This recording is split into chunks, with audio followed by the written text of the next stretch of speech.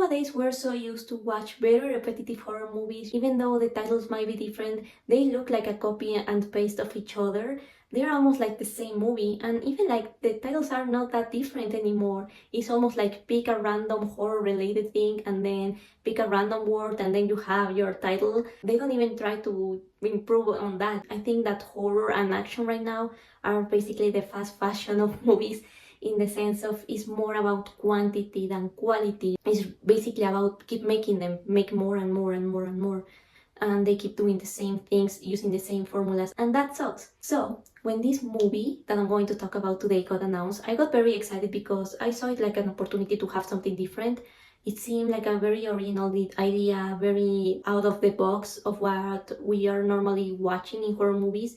So I decided to watch it, and honestly, the movie didn't disappoint at all. It was actually a great movie. They really delivered what I was expecting and gave me so much more. So that is the reason why I decided to talk about it today, and I'm going to do so. The movie that I'm going to talk about today is Late Night with the Devil, that actually got very good reviews online, and I'm about to become one of those people because I have a very good opinion overall about it. I don't think the movie is perfect, of course, and I'm going to mention those little details that it has, over here, over there, that I think would make the movie even better than what it is. First, I'm going to give you my review without spoilers, okay? No spoilers. And then I'm going to give you my review with spoilers, but no worries, no worries. I'm gonna put a little sign in there so you know when the spoilers are coming. So maybe you can decide if you want to watch it or not, or maybe if you want to, watch the movie and then come back when you're ready. It's up to you. First, we're gonna start with my no spoilers review. So first, the story is great. It's amazing. It's very simple, but it works amazingly well. You don't need to have something incredibly complicated for the movie to work. You can have something simple as long as it's very well written, and in this case, I think it is. And actually, I think it was very clever of them to choose a late night kind of setup, because even though it happens in one place, the dynamic helps a lot. Because believe me, writing a story in one place, at least mostly one place, it's incredibly hard, but the dynamic between the characters, it works amazingly well. I think it was very nicely done. I know that some people might end up very disappointed, but only because even though it takes traditional elements from horror movies, it's not like a literal traditional, very formula-based horror movie, It's different enough. And I know some people might not expect that. They want to watch the same thing that they're getting whenever they watch a horror movie. I still think it's so important to have movies that are different from each other, different from what we're normally seeing in horror movies. A very good example is The Midnight Mass, which is a series in Netflix. I like that one as well, because it was also very interesting, outside of the box.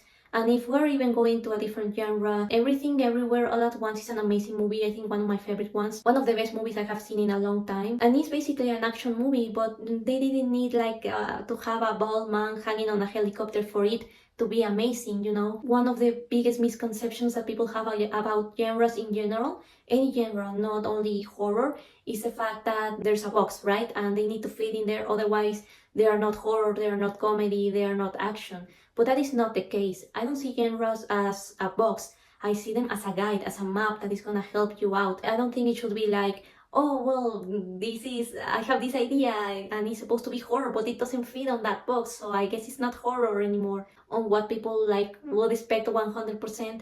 And that is also very important because that gives us diversity, so we don't have the same repetitive idea. In this case, again, the movie is great, it works great. I still feel like they took certain elements, traditional elements from horror movies, and they put them in there, like the editing, for example. But I'll get to that point in a moment. But the movie takes elements from different traditional horror movies and they use them.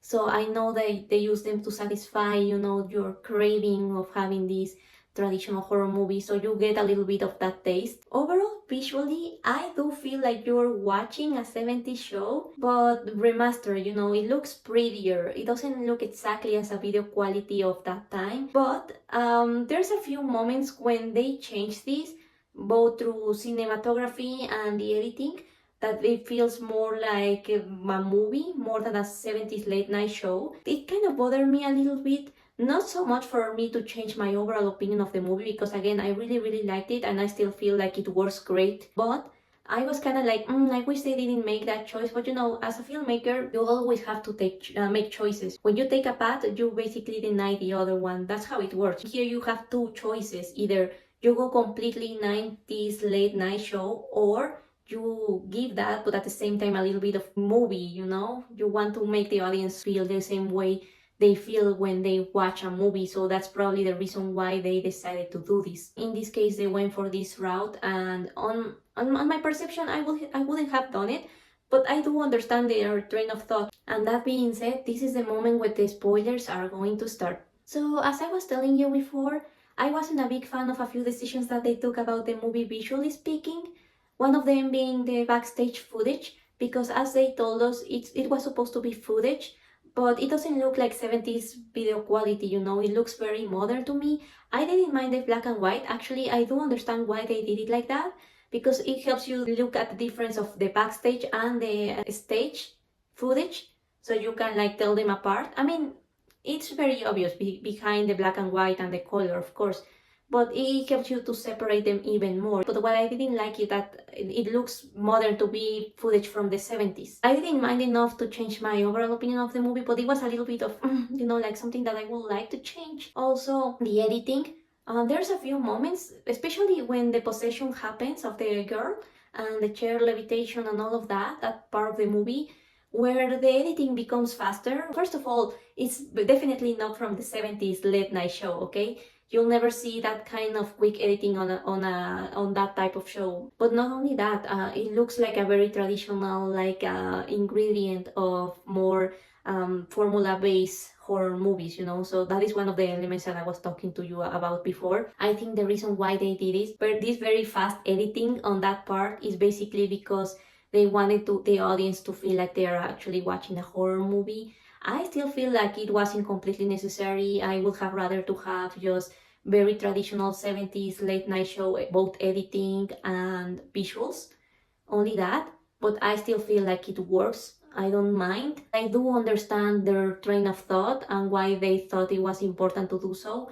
And I think for a lot of people that are very used to watch traditional horror movies, they probably thought that part was very nicely because of that, because it gives you that sensation that you get when you watch a possession on a traditional horror movies. And also at the end of the movie, they do a very wide shot that again, it doesn't look like it's from the 70s. It would have been amazing to have a very traditional 70s late night show shot and end the movie on that note, because that is how it started, you know. For me, it would have been interesting. I'm thinking that the reason they might have done this is because they wanted to show you like the disaster of everything that happened, and those kind of shots, they are used at the end of the movies to show you like all the aftermath of what happened, and that is the reasoning behind that shot.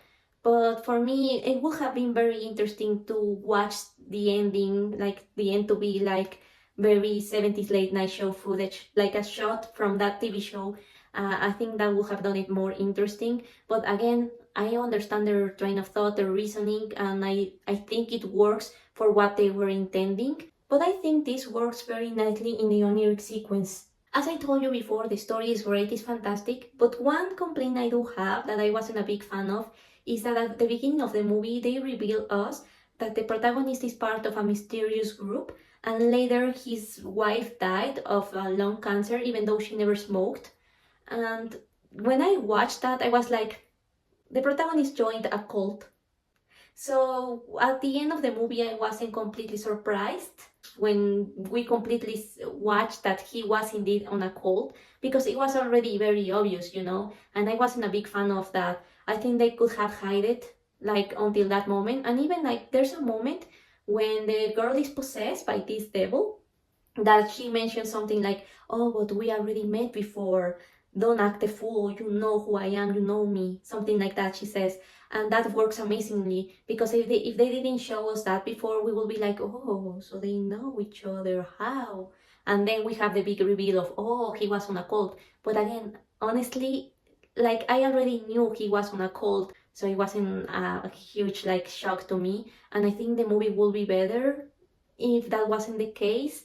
But it's again little details that I will be like, I will change this and maybe it will work better. To me, it didn't work as I would expect it to. As I told you beforehand, I think the dynamic is amazing. It was very clever to do a 70s late night show because of how these characters interact with each other, because they help each other to move the story forward, you know. We have this very skeptical character that I know that a lot of people might not like him, but I did like him because, hear me out.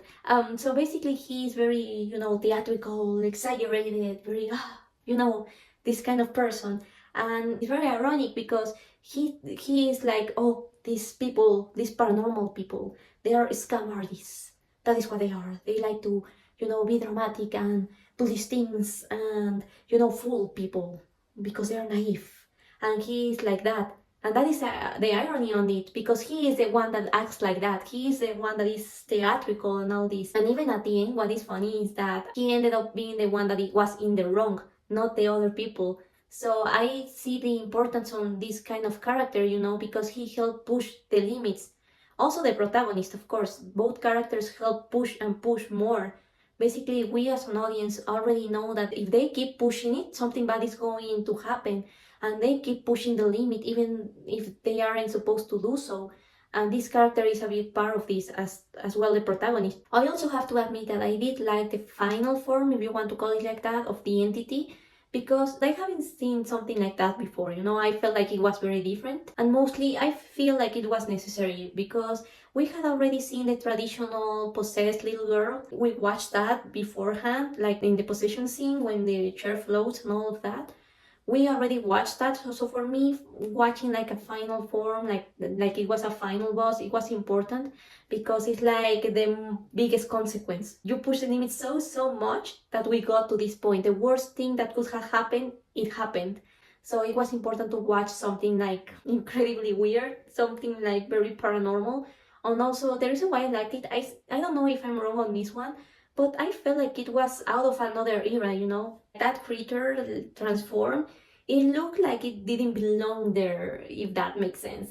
It looks like it was from another dimension or something weird, like it feels so out of place in the context of the 70s, and I like that. But I know that some people might not like it because of the CGI. It looks like CGI, and even though the CGI is very important, in this case it didn't bother me, and maybe also because of what I told you, that it kind of gave me this vibe of not belonging in there, which made it more interesting to me. And this is the end of the spoilers. Listen, I know that the movie isn't perfect. It has details in here, details in there that I would personally change. Maybe the movie would be better if they change this or that. Yes, but still, overall, it's a great movie. And as I have been saying like a lot at this point, it's simple but very effective. And that is great. Sometimes you have very complicated movies that don't work at all. And honestly, I would recommend it a lot. But if you watch it, please be very open-minded. This isn't going to be your traditional, very formula-based horror movie. But still, you're gonna get a great story. And at the end of the day, that is what a movie is supposed to be, a great story. Beyond being horror, comedy, action. And I think having original movies is incredibly important. It helps to like make the standard go higher, and I think other like filmmakers can watch these movies and get inspired from. Even if you want to make a more traditional horror movies, you can watch horror movies like this one and be like, I can take something from here and from there, you know. And then we stop being as repetitive as we are. We don't have to stay inside of a box. Horror doesn't need to be the same thing. You can get out of that box because horror is just a map. As all genres, it's supposed to guide you into making a better movie. And, you know, again, it's very important to have an original movie, but also it's important to have an original and good movie, because only because you have an original idea, it doesn't mean that it's a great movie already. You know, there are cases when you watch a movie and because it's exciting, the idea looks great, it looks refreshing, and then you watch it and it's very disappointing because the story is very bad. So I'm very glad, very glad that this movie has an original idea, but it's also a good movie. But anyways, that's it for this video. Thank you so much for watching it. Please let me know all of your opinions in the comments. And if you liked the video, make sure to like and subscribe, and I'll see you in the next one.